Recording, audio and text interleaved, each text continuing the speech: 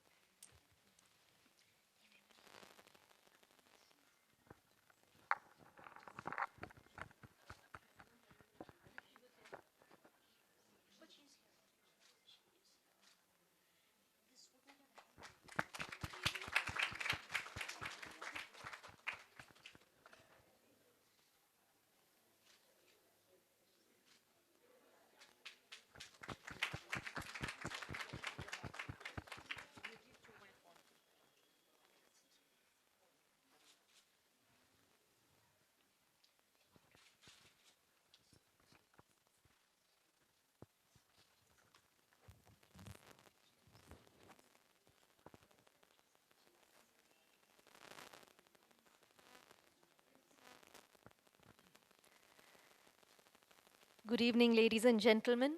Namaskar. It is indeed a humbling moment to find myself in the presence of stalwarts of their fields, both Ritu Kumar ji and Kiran Nadar, who I deeply admire, and I thank Princeps for having me here today in such august company.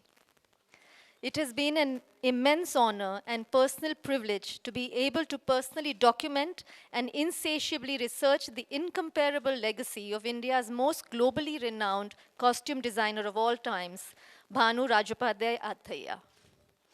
As I explored Bhanuji's life and legacy with the help of her daughter, the lovely Radhika Gupta, and Princess Brijeshwari Kumari of Bhavnagar, representing Princeps team, I discovered personalities of cinema and stage such as Babu Rao painter, Hema Devi, and Madame Menka, thus far unknown to me.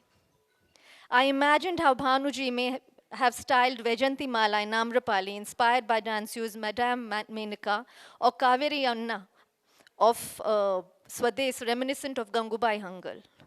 As I retraced her journey, I realized her deep ties with her family, her ancestral home, and the culture and traditions that she grew up in Kolhapur with.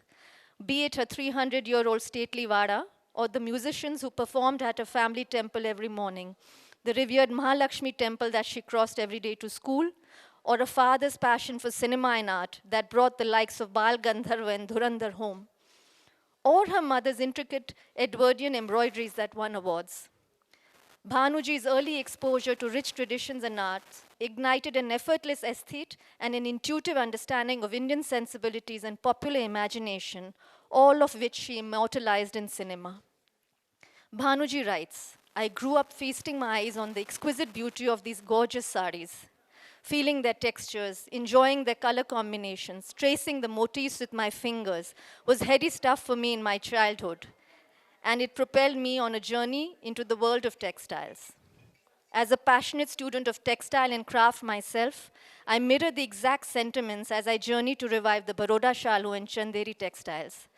That too was propelled by a force that germinated while I rummage through trunks in my Nani's Bhandara or storeroom, looking for costumes for Christmas fancy dresses in my childhood. And it compels me to think of the role early exposure and shared generational passions have on youth. As we lament the loss of traditions and disregard for heritage, perhaps we underplay our individual responsibility as a parent and citizen of this incomparable subcontinent to be the accessible bridge between generations going and generations emerging. Let us all, in our small, sustainable way, keep the story of India alive in the tales and trunks we share with our children. I thank Princeps and Radhika ji once again for bestowing me with the honor of documenting Bhanu Athaiya's personal textiles and allowing me to witness closely the making and immortalizing some of Indian cinema's most iconic personas. Thank you.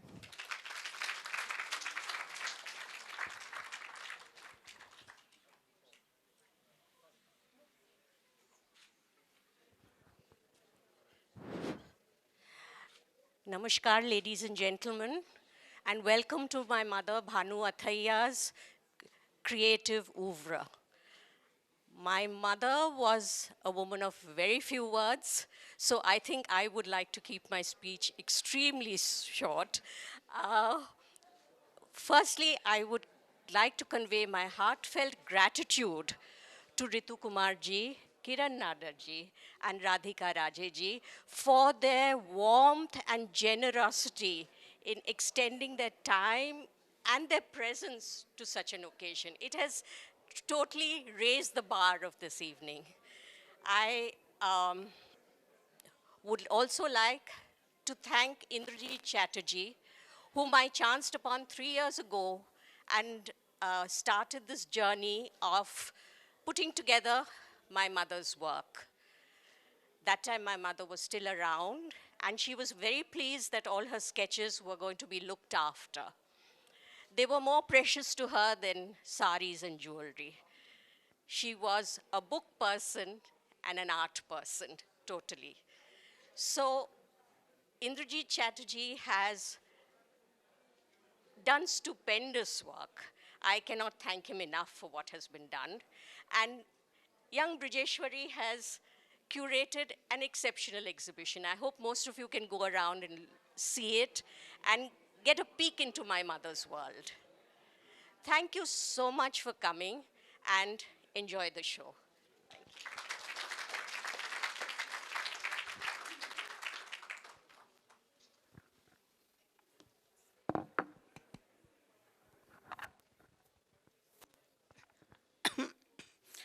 How would you like to do this? I guess free.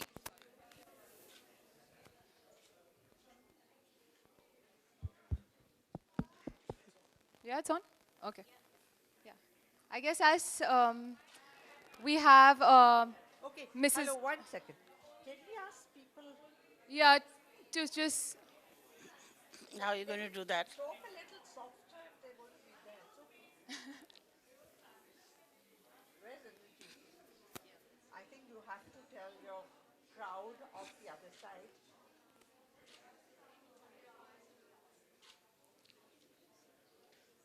What were you saying? You want to just do it in experiment? Just as.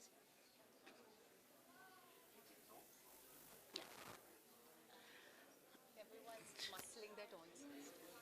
Okay.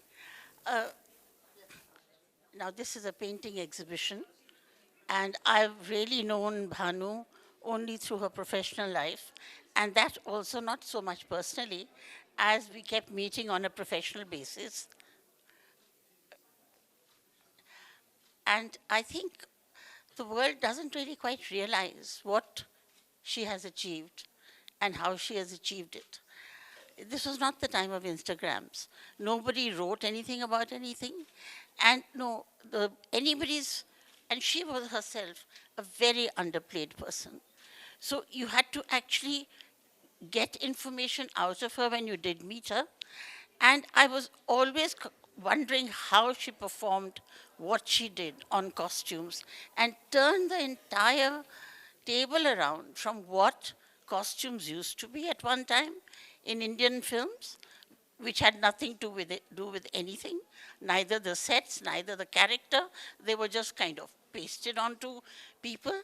And here comes Bhanu, and we start getting something which is sensitive, which she's researched, and slowly, right from the films that she did in the early years, to Raj Kapoor, to eventually Gandhi, there was always an element here which I felt that where did she study them? And I did ask her once, and she sort of smiled. So I have to tell you, when she was working, this was not the time when there was a single book written in India about India's textiles or garment heritage or India's fashion.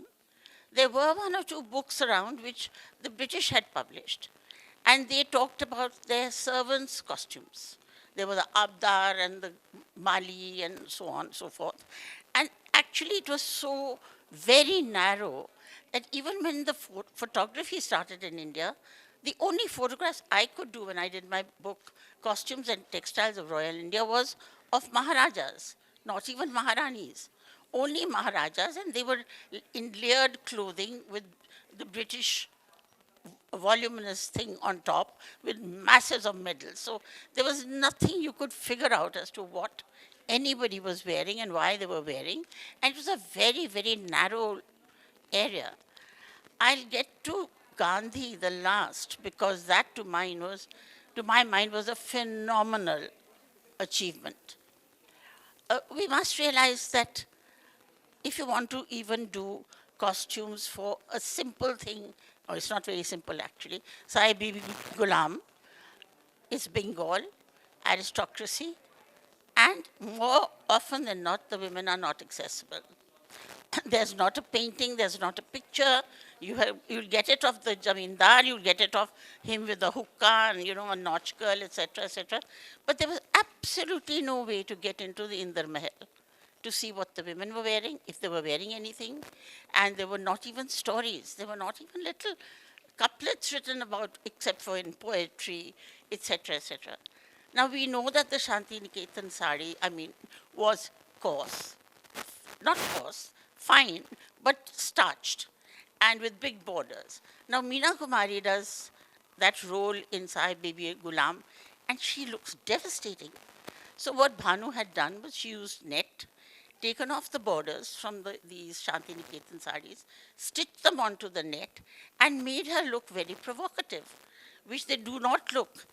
And of course, in that era, they never wore blouses. So that would have been censored out of everybody's mind. So there was, she was wearing sexy blouses from Banaras brocade. So there's a huge element of conjecture that you have to do when you are doing costumes for any film, and you are as much of the reality of those costumes as the actual costumes. And fortunately, nobody can refute you because they know nothing better than what you have just said.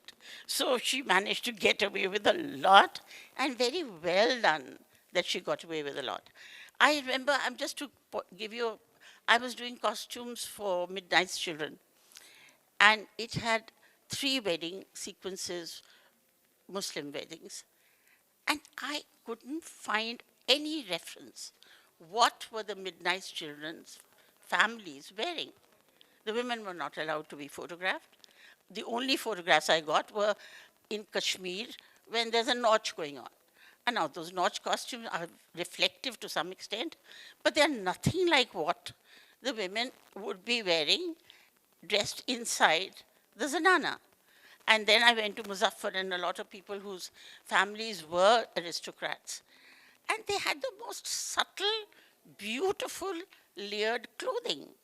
And I couldn't lay my hands on even one, not even a sketch, which is the reason I wrote that book, because it was really like a whole history of this continent, which has got missing absolutely. Then she did Raj Kapoor's films, and there was a lot of fun there because, it was from a vamp to whatever, and nobody could tell what they wore in any case. So I think Bhanu had a good time, but she got it. She got the essence of that, I could see with some of her vamps, it was furpose or those, red light areas in Calcutta that she may have visited. She did a lot of traveling, I could tell that, because you can't conceive suddenly a village imagery if you haven't gone to UP. How she did that, having children, I don't know, but she did. That's actually, sorry to interrupt, it's actually very interesting because in her personal memoir and her book, she speaks about her extensive traveling, especially during the film Reshma or Shera, She where went to Bhuj. she actually visited Rajasthan. Yeah. And she even attended a wedding, as I think we were discussing, that she attended a wedding in the village to understand how the women draped the sari, held the pallu, right from like the minutest of details, to be able to then replicate that accurately in the film itself. And this was before the time of the cell phone. Absolutely. And before the eh, time of the cell phone, and I think before the time of the word influencer became popularized, I guess. Also there was no, I think in some ways it was quite good that we didn't have a media because it let people go out and do some work. No, I really mean it. Today you would go to the Google and you'll cut, paste, and you get a whole thing ready. Here's your costume design. Now, that is not the way she worked, and you can tell. And even her costume that she had, they were not cut pasted embroideries, they were very beautiful embroideries done from the ateliers where these embroideries would have been done. Absolutely. I think you can also see that when we talk about modernism and her art, for example. We can see it in her, the sort of creativity and pushing the boundaries in her art as well, which is where, I mean, her entire sort of journey as a creative professional sort of stems from. And I mean, we can see that. Well, I So let the me last thing that I will say on the costume front was the amazing jewel in the crown, the Gandhi. Now we must know when this is. This was in the 80s. There was not a handloom house to be seen. The only thing India had was textiles from Lancashire, which were printed with Indian prints and sent back to India. To have a cast of thousands and make them look as if they were wearing khadi, insurmountable problem, because perhaps she had to go to the poorest regions of the country where they were still not affluent enough to afford this fabric and they were still weaving.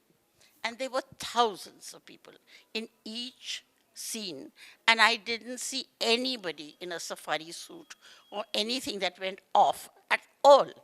I mean, that to my mind was so mind boggling how she managed to do that. And she really deserved an Oscar for that. Authenticity, as well as creativity, and the volume of that required in that film. I told her, I said, how did you do it? She says, I didn't sleep, I didn't eat for months. That's what she told me, and I can believe it. Oh, you would like to know? Sir, a follow-up question with Kiran. Fashion is very much part of visual arts, and there's this whole concept. Fashion is part of visual arts, and in visual arts, of course, the whole concept of modernism. So I just want to understand or get your thoughts on how you see modernism as it applies to something different. Well, I think Bhanu was really very, very close to the progressives. I think she started her journey in Mumbai, and I think her relationships with Tayyab and with Gaekwad, I think have been documented quite a lot. But what was fantastic, like Krishan Khanna says, that she had a spontaneity with which she was able to sketch. He said if you just saw her and you just explained something, she would sketch out that. So she had the linkage between art and, modernism of art, and then going further into the journey that she took. So while I think, some of her works of art that you have shown me in the past, and some which people are able to see here, show the depth of her as a painter. And the linkage between that modernism is not necessarily just painting or canvas. There's a little more to it. And I think in her costume designing, she took that leap of faith into the way she bridged, the way she worked. I mean, she worked with somebody like Rekha in Savad Bhadur. I mean, from Sawan Bhadra to Gandhi, if you look at the difference in her sphere of work, it is quite amazing. So I think she was really a modernist in that sense, to me. I mean, when I look at her from not just as somebody who was designing costumes, but who was also very involved with art. And that is my sort of Certainly, one of the highlights of the exhibit are, if you look at the costume sketches, I think a lot of people will be surprised at the elaborate artistic nature of these. I mean, detailed. I mean, it's it's difficult to explain how much effort she put into a sketch of a costume design was possibly not needed. That was her art talking. That was herself as an artist. She wanted to be perfect first on paper and then. That's what I'm saying. So when Kishan Khanna says that her sketching was amazing, this is really the point I think he's making, that she could sketch an intricate detail of a sketch with all the intricacies and then work to change that from paper The costume. to actual costume. But there was also this sort of process that went around, I think, when we were looking through the sketches and actually documenting the art, that it's a lot like a painting where, you know, you first paint, like first you sort of stencil it out with a pencil and then you make the outlines and then you paint in. So very similar to that, if you see all the sketches, these are actually the third or fourth editions of the actual idea that started off. So we see pencil sketches, we see some scribbles, then we see, you know, some color coming in, and then we see the final product. So she followed a very similar pattern to, I think, what she did and what painters and artists usually do with their works. And I would like to assume that this was her art and her JJ influence as well that sort of came in there, right? No, I have to add something here. You have to understand the unforgiving nature of film. When you are designing a costume for a film, every little detail shows up. So these are almost miniatures. And then she recreated them onto costumes where nothing really went wrong either in color or in detailing. So she was a perfectionist in a lot of ways. I like the analogy to miniatures. I mean, and certainly feel like them. Radhika, how does it feel to have your mother's sketches and paintings finally out after almost 6 decades? I mean, It's like a veritable school for any student, I think. It becomes its own research study, and the fact that people will appreciate the miniaturistic style that she adopted. The deep, very, very fine detailing, including the hairdos, the accessories. It was all down there, so nothing was left as a guesswork. It was there for the director to approve of and the star to approve of. And it was translated absolutely exactly on screen. So there was never a slip between the cup and the lip there. I have a question. It's my understanding or my impression that when a costume is designed for a movie, I mean, one doesn't need to be. What is the process? I mean, how elaborate does one need to be? I mean, is the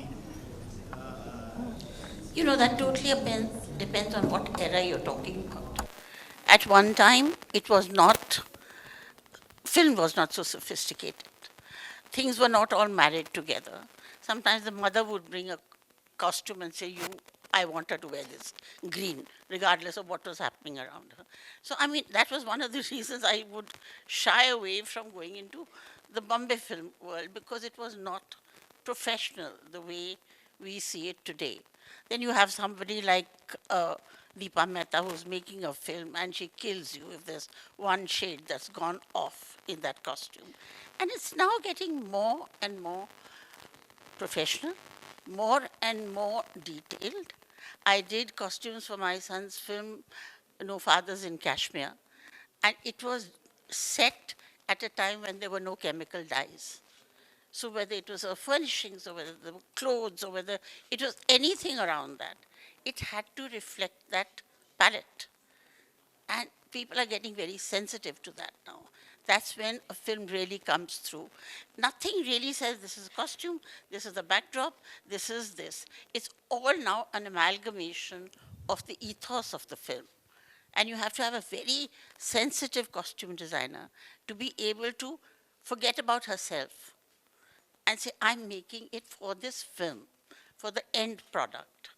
Because there have to be no personalities when you're doing a costume design, and which is what Bhanu was very good at.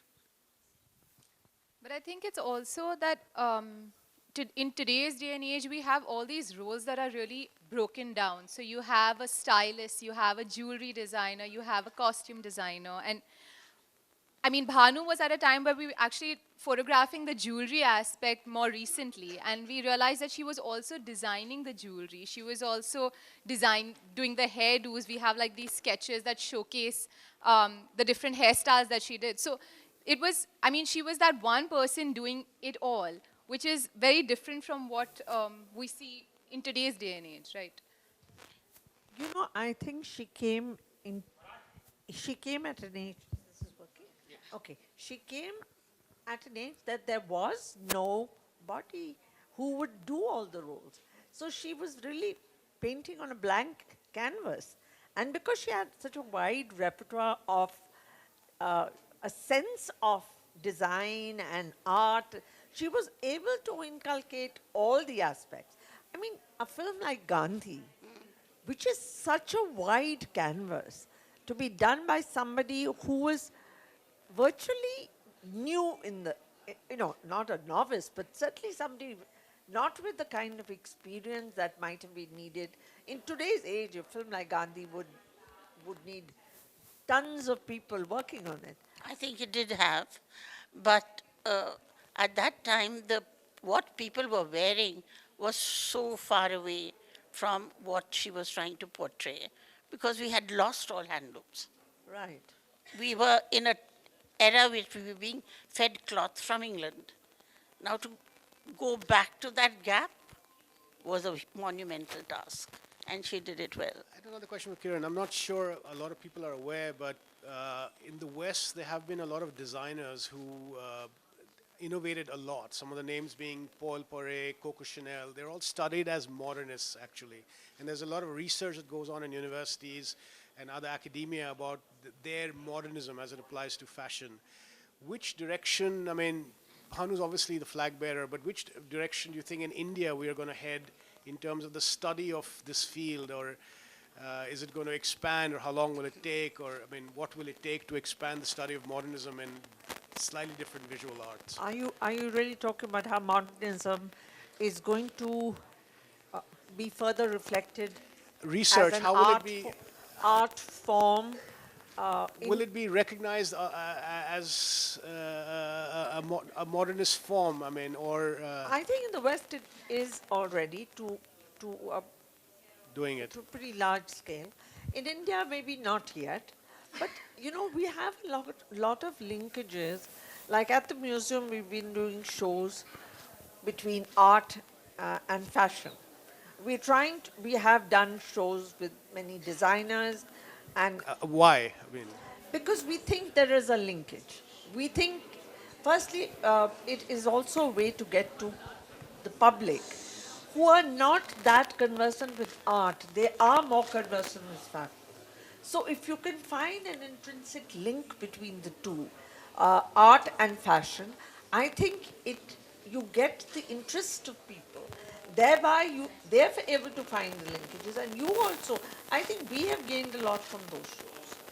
So we've had at least, four or five different designers who we have taken with art and fashion. And during the lockdown, we were doing a lot of the shows online, showing these linkages. So I definitely think at some level modernism in art will transcend boundaries and will go into the fashion. But I think Ritu might have a better understanding. I'm not quite sure what the question means, you know. So, so the study of modernism has extended beyond oil on canvas in the Western world. I mean, fashion being a visual art is considered to be modernist. Having a small problem though that once, for example, a costume is created, most often say in a movie it is discarded. In Bhanu's case, we were lucky that there's an elaborate costume sketch before the costume, so in the sense that the artwork still exists and it's there for study and research for future, because for every movie a new innovation or something new was done. I mean, each of these are unique. So we were just thinking, would it be considered to be like a serious art form and not just something that's a wearable form, and how does that proceed in India? Well, to begin with, you know, I think we have to understand what fashion is in the Indian context. It's not what it is in the Western context at all. So, you know, you really can't put definitions to it, which the West at the moment seems to understand, but I don't.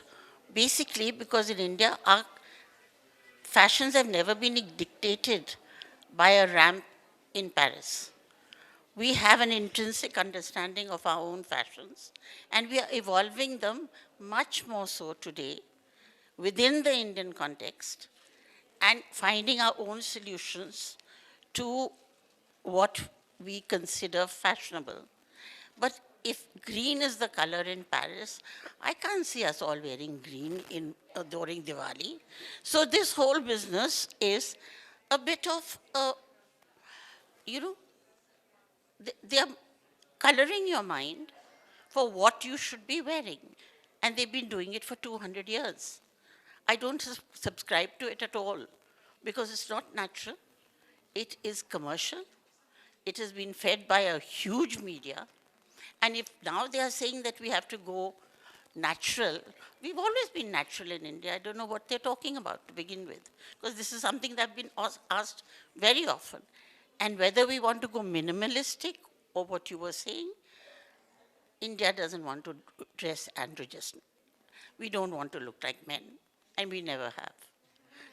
And yeah, and we love our color. And I hope this never really happens to India, because we are putting definitions onto something when the market is bad. Really, this is, to my mind, what is happening in Europe. For us, we are just celebrating our own tradition so well.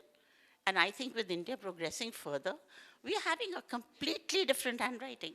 At one time, we were the biggest supplier of fabrics to the world. I think we're going to get there again. The cycle is turning. I think the question that he was trying to I didn't raise- get it. Huh? Yeah. No, I don't think it was that we should inculcate the Western philosophy of design and get it into our fashion and therefore ape what is happening there. And I think he was trying to say that it is the growth of fashion and design going to become a kind of modernistic, an art form in India, like let's say Coco Chanel, he gave an example, is today considered an art form in the West. We're not saying we should copy Coco Chanel. You know, they don't have the textile richness that we have in our country. Our textiles are already an art form. You have to understand that. Since they never have had that, then we're talking art, etc., etc. Now, to me, the most couture thing you could think of is the Paithani or the Patola sari. It's a mathematical genius, right?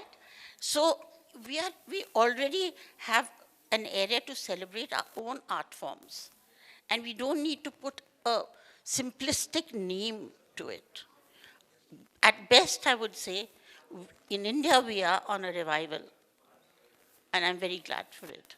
But when we speak of someone like, a luxury brand like, say, Chanel, why is it that a Paithani or a handloom weave, which takes way more effort and labor work to actually create, is not considered a luxury good? No, but they consider the paisley one.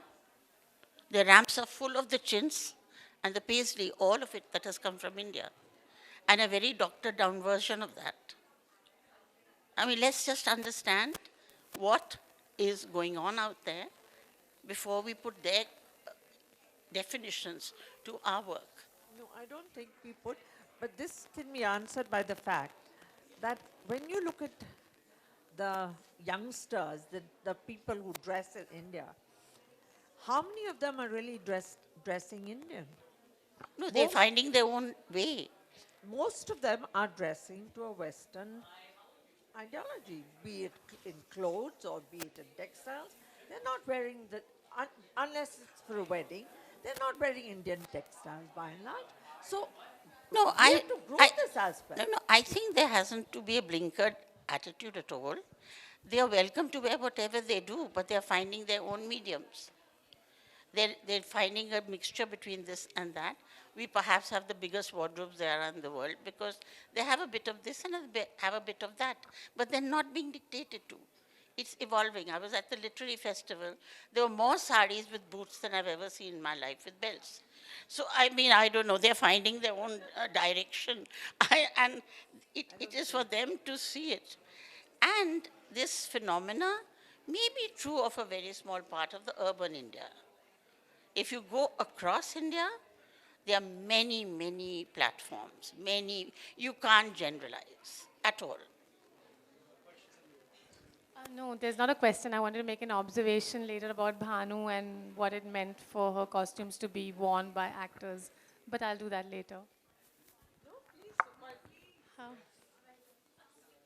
So, hello, I'm Meeta Vasisht. I was blessed enough to have Bhanu make costumes for 2 films, one of Kumar Shani's Khayal Gatha, where she created the costumes for the entire film, and I was the lead actress, so I was there too. The other film was a mainstream film called Khiladiyon Ka Khiladi, where Bhanu designed my wardrobe for the main villain, which was to be played by me, but by a twist of fate later on, there was a change of schedule and things, and Rekha got the role. But in the meantime, the costumes had already been made for me, and I also had tried them on, and there was a photo shoot that was done. The pictures are there actually with them. So some years ago, there's a friend of mine called Archana Shastri who was head of fashion designing at the NIFT in Delhi. And she would keep telling me, go and buy the clothes that our designers do. I'm talking about nearly, I'm talking about 2020 or so. And I said, you know, I can't, and I was very slender then. And I said, I can't buy clothes from your designers because I'm so slender, but I still don't fit in them. So who are your designers making these clothes for? You know? And she said, what do you mean? I said, the problem with your designs is, A, they're for this special size, what they call 0 later on. And as an actress, I need a costume or a clothing that looks good when I move. Because it's fine to be a mannequin in a window or in a photo shoot. But the minute I wear this stuff and I move, there's some part of me that's looking unflattering or the costume is just not working. So the thing with coming back to Bhanu is that she had the most phenomenal, and yeah, so my first workshop with NIFT, because they put me on to do a workshop with the NIFT semester fashion designing students and said, why don't you do a theater workshop with them? I'm from the National School of Drama. Everything of mine comes from the understanding of the craft of the actor, including costume. So the first workshop I did with the NIFT students, I asked them, what do you think is the nightmare for an actor? And they said, bad script. I said, no, that we get to know right in the beginning, whether it's a good script or not. So we decide we don't want to do the film. A bad director, I said, well, that can be got around. You maybe say no to the film again. You don't like the role. I said, well, then I wouldn't have said yes to it. So they said, then what? I said, the biggest nightmare for a for an actor when they've got a good script, a good director, great part, great rehearsals, great co-actors, is the costume designer. Because they walk in at the end and they mess you up like, and how?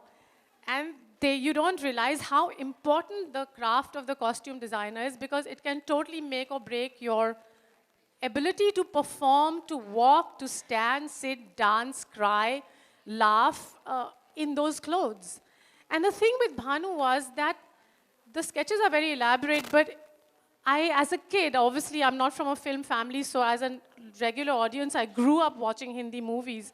And I've just realized that all the romance of the heroines, the gorgeousness of the vamps, the ability to do those fabulous moves for Helen and Mumtaz and everything, is defined by the crafting of the costume on the actor's body. And unfortunately, ma'am, I haven't worn your costumes, but I did buy your clothes for my wedding dress. Well, there you I, go. I had to quickly pick up something for my wedding. It was a Punjabi wedding, so I picked up this beautiful thing in Zardozi and tie and I dye. hope you felt comfortable in it. It was beautiful.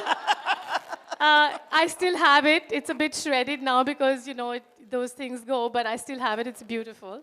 But definitely, as an actress, I have had a very rough time because till date, apart from Bhanu, I'm so sorry to say, for what I have experienced and others, and even in the OTT, while we may think that costume designing has progressed and today we have someone doing jewelry and we have somebody else deciding, they don't know, sorry to use the word, they don't know jack shit. You know, and Bhanu was the only one who knew everything. When Bhanu put a costume on you, it was like she had put on a second skin on you. She also designed for a play that I did, Sri Aurobindo's Savitri. And we needed an amrapali, which is just this little bodice here and this very tight-fitting thing. I had to do chow and all these movements in it, sit, stand and all. And I remember telling Veena Pani Chawla, who was the director of the play, I said, there's only one person who can do this costume for me, for us, and that's Bhanu Athaiya. And she's like, oh, but she's the Oscar winner. Will she agree? Can we even approach her? I said, of course you can. So we went to Bhanu's workshop in Warden Road. And Bhanu listened very quietly and she said, can I see the rehearsal? She saw the rehearsal and then she told Veena Pani, just pay me whatever the fabric costs and my tailor's cost. And I'll do the costume for you. And it was extraordinary. Bhanu's costumes were a dream for actors. They are things you could move in, sit in, do anything in. And believe me, it's like there is nothing worse than having everything in place and not having your costume move with you. You can put it to question answer. You know? And that has happened a lot. I mean, even today, everything is a nightmare when it comes to costumes. So Bhanu is one of a kind. I don't think there was anyone like her. She was before her time, she's timeless, and she's absolutely every actor's dream. Closing comments. Should we open the floor for some questions from the audience? Yeah. Right. Thank you. Did you go with your mother to the Oscars?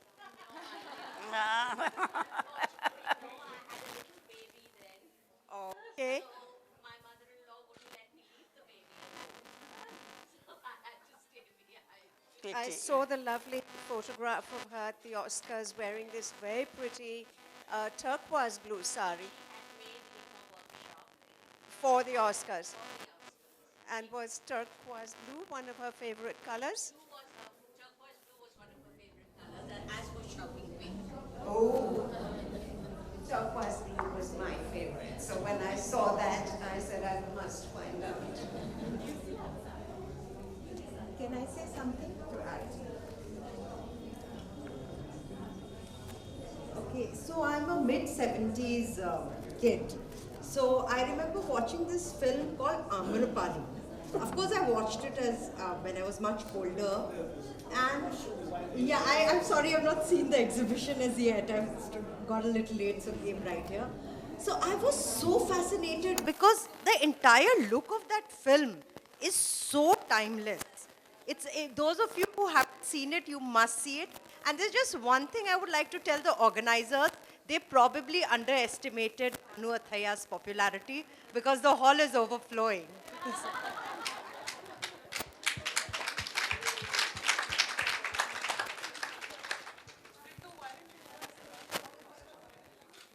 Sorry?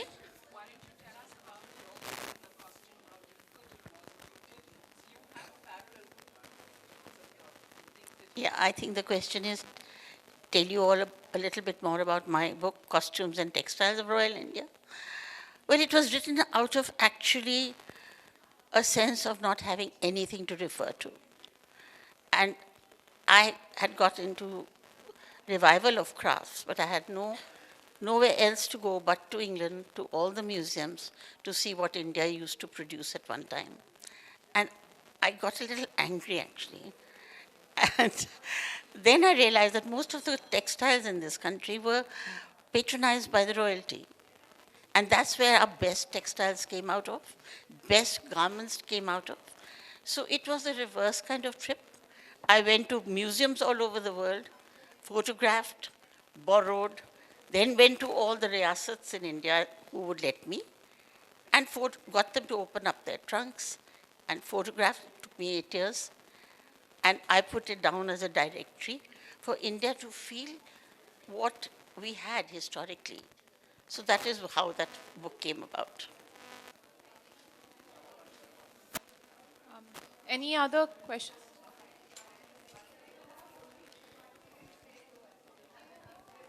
Hi, I'm Meena Singh. I'm an art historian, and I've been teaching at NIFT Gandhinagar for the last 6 years.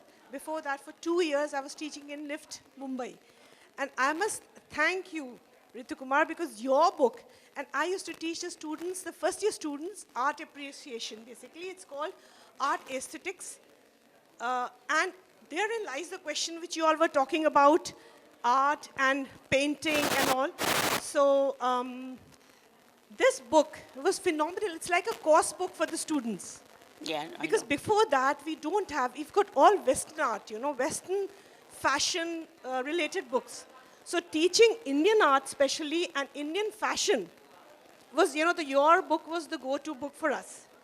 And of course, the students used to raise this question, ma'am, why are you teaching us art? Because we are fashion students.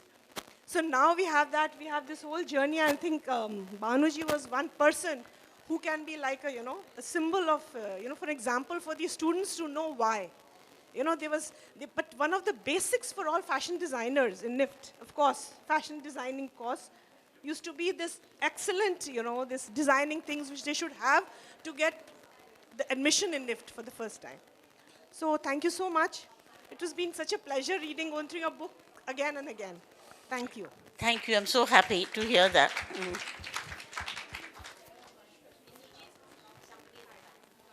This has to be the last question, sorry. Hi, good evening. I'm Megha Khanna. I'm an educator at Pearl Academy and a costume designer. I'm working on building a costume design course for Pearl.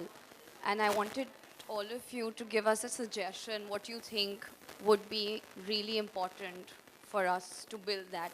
And I feel the education within the costume design field is essential at the moment. And of course lacks enough support. So I just wanted you guys to tell us what is your, what would you suggest? For India, it's a vast country with many, many layers. My suggestion to you is that you have to study history, anthropology, before you get even to the first step of costume designing. You can't do it through the Google. You should try and read as much as you can, because this is the richest country for textiles. And on the basis of those, the designs are done of the costumes. History. I think we will close, but we will ask, I think I will take the liberty of asking Kiran for some closing comments on what she thinks of Bhanu Athaiya art fashion, because, Well, I was quite fascinated with Bhanu right through. I remember when she got the Oscar. Somehow I was, it was such a wonderful feeling that an Indian has won an Oscar. It just felt, I think we were all enriched by that. And so therefore she's been somebody I've known, not known really, but known that she was this great designer, all the costuming she did for films, various films she worked in. But then you introduced me to her art more than I knew about it. I mean, I actually saw the works when you brought them to show me. And I realized the depth of what she did in her costume designing came to a large extent from what she managed to put down in her paintings. So I was able to link that, and I think that was a great experience for me. So she's somebody she's really somebody who's grown in my estimation. And I really, I, I haven't seen the exhibition fully, but I have seen a lot of her works earlier. And I think she's somebody who's going to get a lot of acclaim as time goes on. There's a book on her, no? The one that you sent me. Yeah. Thank you very much. Thanks everybody for attending. Thanks Rituji, Kiranji, Radhika. And obviously when you start an exhibition like this, you have no idea how it'll turn up. Thank you very much, Brajeshwari. I mean, it wouldn't have been possible without you. And what is very interesting, and I was telling somebody today that, you know, an exhibition of this extent, generally there's a lot of ups and downs, but it was very smooth working within the whole team. So thanks, Brajeshwari, for that. So Well done. The exhibition is on till the 1st of Feb. We do have a art workshop tomorrow, so you can reach out to me or anyone from Princeps for more details.